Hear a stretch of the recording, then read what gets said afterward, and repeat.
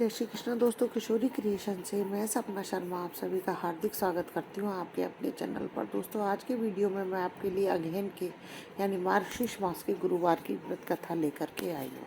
दोस्तों, अगहन यानी मार्गशीर्ष मास के गुरुवार की व्रत कथा पढ़ने या सुनने से जो है दुख दरिद्रता दूर हो जाती है। माता लक्ष्मी की कृपा से सुख समृद्धि ऐश्वर्य की प्राप्ति होती है, उनकी इच्छा पूरी होती है। माता लक्ष्मी के अनेक रूप तथा अनेक नाम है। तल में वे छाया, शक्ति, तृष्णा, शांति, लज्जा, श्रद्धा, क्रांति, स्मृति, दया, तुष्टि, माता अधिष्ठात्री एवं लक्ष्मी के रूप में स्थित है। उन्हें प्रणाम करते हैं। पर्वत पर पार्वती, क्षीर सिंधु में सिंधु सुता, लोक में महालक्ष्मी, भूलोक में लक्ष्मी, लोक में सावित्री, ग्वालों की राधा, वृंदावन में व्रासेश्वरी, वन में चंदा, वन में मालती, पदम वन में पद्मा, वन में कुंदंती, वन में सुशीला, कदम वन में कदम्ब माला, कदम्ब वन में कदम्ब माला, प्रसाद में राजलक्ष्मी और घर घर में गृह लक्ष्मी इन नामों से जो है पहचानी जाती है। तरह सर्वथा चारों ओर से सुशोभित माता लक्ष्मी की कथा है।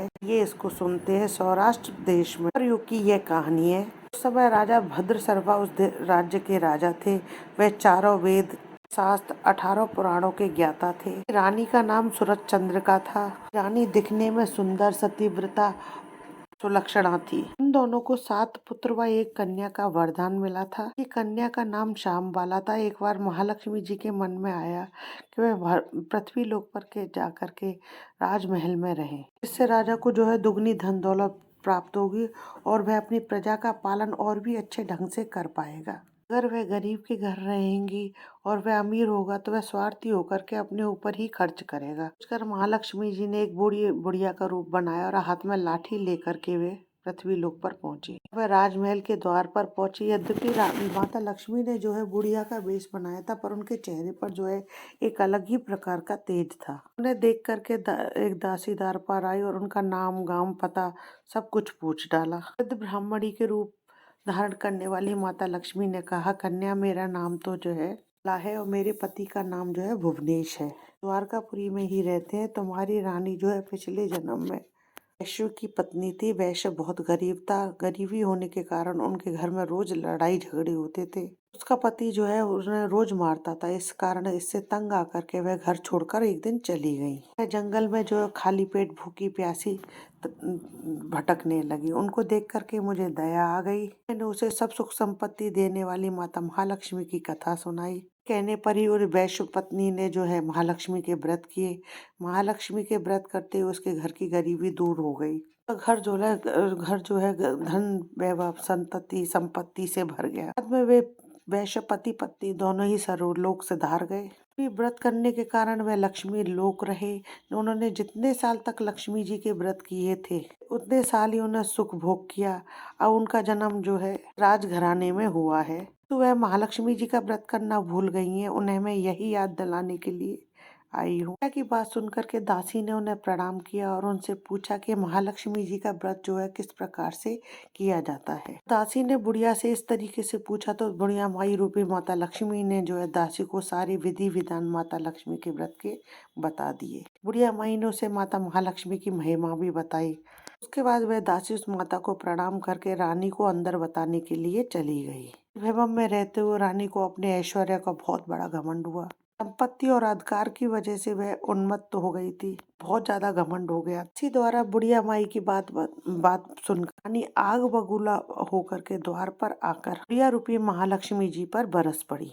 रानी को यह नहीं पता था कि बुढ़िया रूपी माता लक्ष्मी ही यहाँ पर उसके द्वार पर आई हुई हैं। बुढ़िया का रूप धर करके स्वयं माता लक्ष्मी उसके द्वार पर आई हुई हैं। का इस कदर व्यवहार देख करके और अपना अनादर देख करके माता लक्ष्मी ने वहाँ पर एक पल भी ठहरना जो है उचित नहीं समझा। वहाँ से चल पड़ी। रास्ते में उन्हें राजकुमारी श्यामबाला मिली। उन्होंने श्यामबाला को सारी बातें बताई। श्यामबाला ने माता की ओर से उनसे माफी मांगी। माता को जो है श्यामबाला पर दया आ गई। फिर माता ने श्यामबाला को माता लक्ष्मी के व्रत की कथा बताई और महिमा बताई उसकी। अगेन यानी मार्गशीर्ष मास का पहला ही गुरुवार था। श्यामबाला ने परम श्रद्धा से जो है उस दिन महालक्ष्मी जी के गुरुवार का व्रत रखने के फलस्वरूप राजा सिद्धेश्वर के पुत्र घर से जो है शामबाला का विवाह हो गया है। धन दौलत ऐश्वर्य से माला माल हो गई। शामबाला पति के साथ जो है आनंद से ससुराल में दिन बिताने लगी। लक्ष्मी जी का रानी पर प्रकोप हुआ।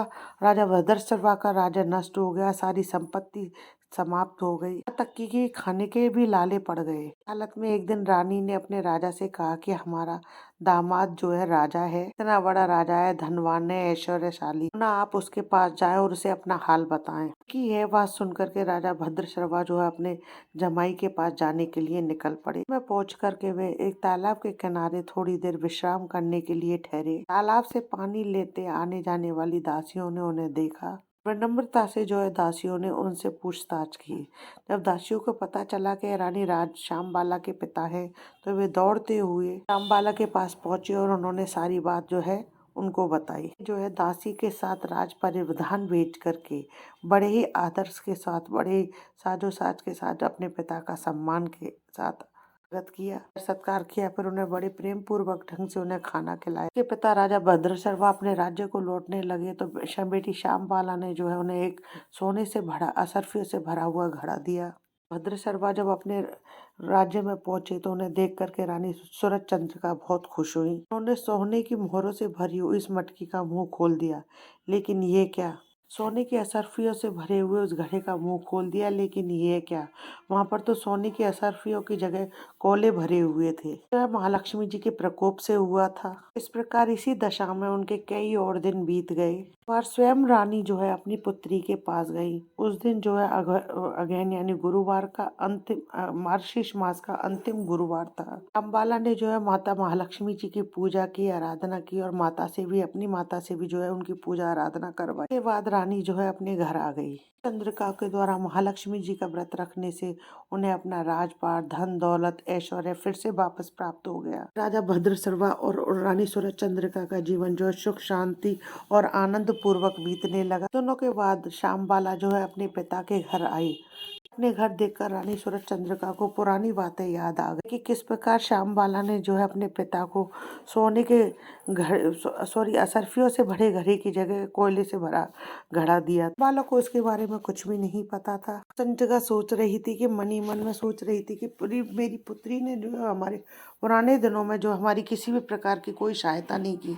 यह सोच करके सूरजचंद्रिका ने जो है शामबाला का किसी भी प्रकार का कोई आदर सत्कार नहीं किया। शामबाला का जो उन्होंने अनादर ही किया है। शामबाला ने इस बात का किसी भी प्रकार का कोई बुरा नहीं माना। घर लौटते समय शामबाला ने अपने पिता के घर से जो है थोड़ा सा नमक ले लिया। अपने घर लौटने पर उसके पति ने उससे पूछा कि तुम अपने मायके से क्या लेकर के आई हो? तब वह बोली, अपने मायके से मैं सार लेकर के आई हूँ। बाला ने कहा कि मैं अपने मायके से वहाँ का सार लेकर के आई हूँ। तब उसके पति ने पूछा, क्या मतलब?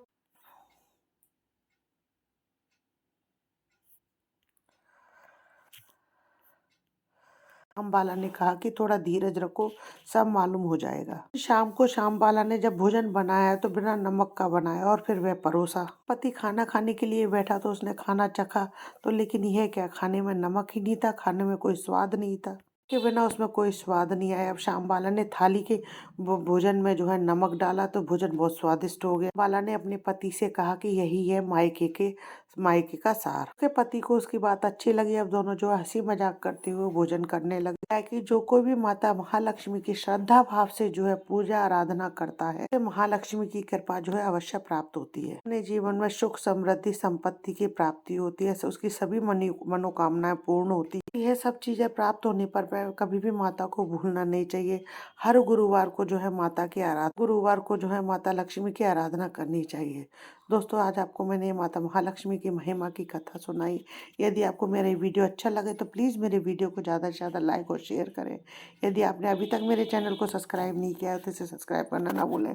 पास ही में बेल आइकन को दबाएं जिससे मेरे आने वाले हर नए वीडियो का नोटिफिकेशन आपको मिल जाए। जय श्री कृष्ण दोस्तों।